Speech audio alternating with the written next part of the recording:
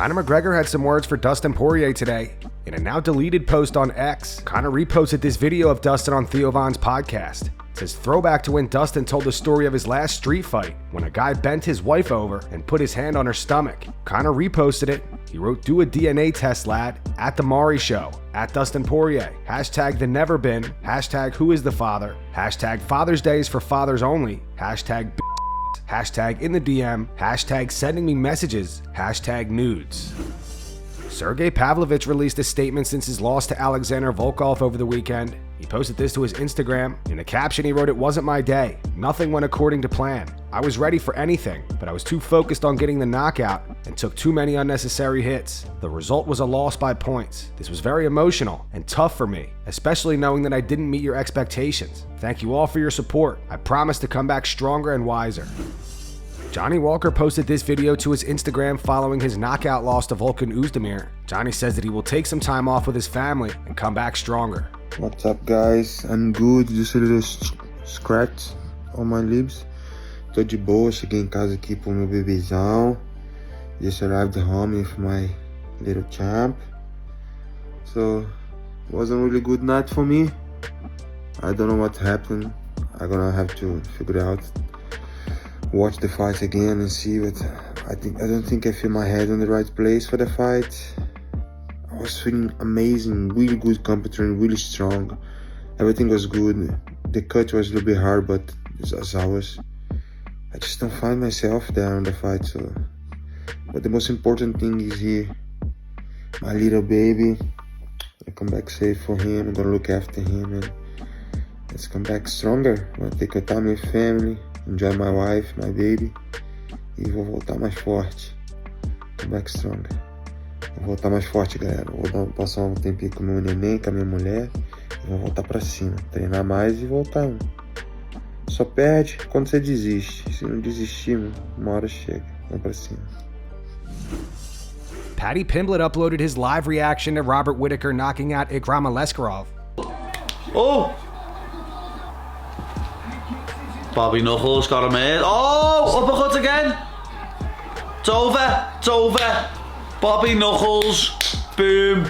First round TKO. Right hand. Bang! That stanky legs him now. See him like that. I don't think Aliskerov's happy with the finish, but I think that was a good finish. Good stoppage. So do you guys remember Jake Paul's employee who told Nate Diaz that he was going to beat Nick Diaz's during their press conference? Hey guys, Derek from Better Media here. My question's for Nate. Nate, I'm actually a boxer myself and I've been trying to get into this undercard. I'm just wondering if you think I could fight your brother Nick. If he's anything like you, I think I'd beat his f***ing ass. Not very respectful. Brother, where you just gonna walk around the streets or some you know, my homeboy see you right now? Yeah, I'm That was stupid, huh? I'm definitely pretty nervous right now. Yeah, that was stupid. What's your name? I'm Derek from Better Media. Hey, Derek, Better Media. Stupid You need to have your whip. He works for my company. I'll handle that later. I'll fire him later. I'm sorry about that, Nate. Derek, shut up. Derek, shut up. All right, sorry. So this guy still works for Jake, and Sean O'Malley recently sparred him.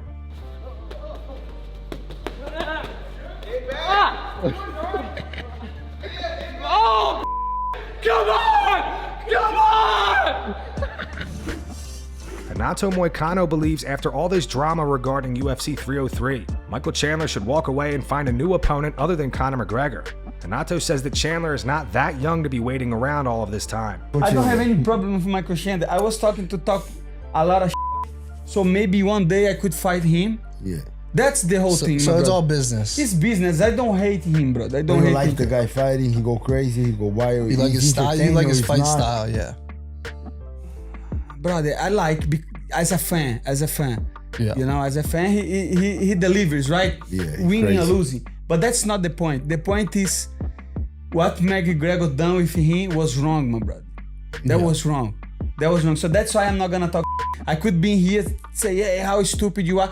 But in the end of the day, like you said the other time, I think off camera, what would you do if they offer you the McGregor fight? Probably I would wait. Not that long, because right now, I think he should Move on. Walk away. Those 2 months that they said, how long you think it's gonna be? Yeah, because like we are talking about, let's say they say McGregor is good. He's going to. It's just. It's nothing major. He's going to make it to 303, and now he's injured. And now they say no, it's only 2 months. It's not gonna be 2 months, brother. It's not gonna be 2 months. I think he's out a year, right? What do you think? I hope it's not a year. Don't do my guy Chandler like that. So imagine, and everybody saying that. Daniel Cormier say that. Michael Bisping say that. Imagine he waits a whole more year, and then for some reason the fight doesn't happen, and he lost 3 years of his fighting career. So and he's not that young. He's not that young. Right. Here's what you guys tell me what you think. Alex Pereira is open to the trilogy with Israel Adesanya. However, he says Izzy must come up to light heavyweight. Speaking to Stake.com, Alex said no. I wouldn't go back to middleweight to face Israel Adesanya. I don't even think I can make 185 anymore. Plus, I feel super motivated at light heavyweight. If there were talks about another match with him, it would have to be at light heavyweight.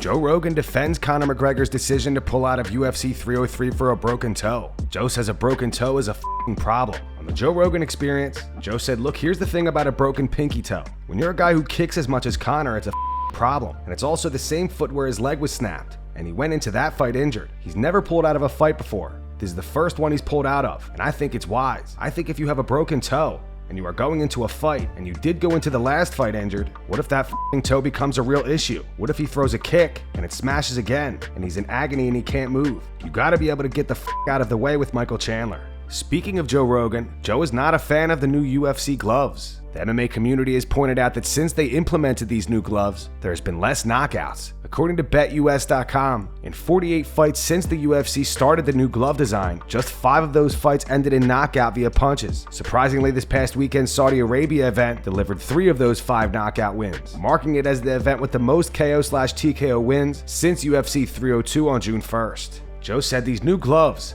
they ain't no better than the old gloves. Dudes are still getting poked in the eyes. They made a better glove. It is better padding. The best gloves are clearly not made yet. They need to cover the fingers. You don't ever overlap fingers. They don't come into play. You always make a fist or grip. All you have to do is padding on the knuckles and a protective thin layer that covers the hands that the fingers slip into. That eliminates 90% of all eye pokes and doesn't change everything with grappling and striking.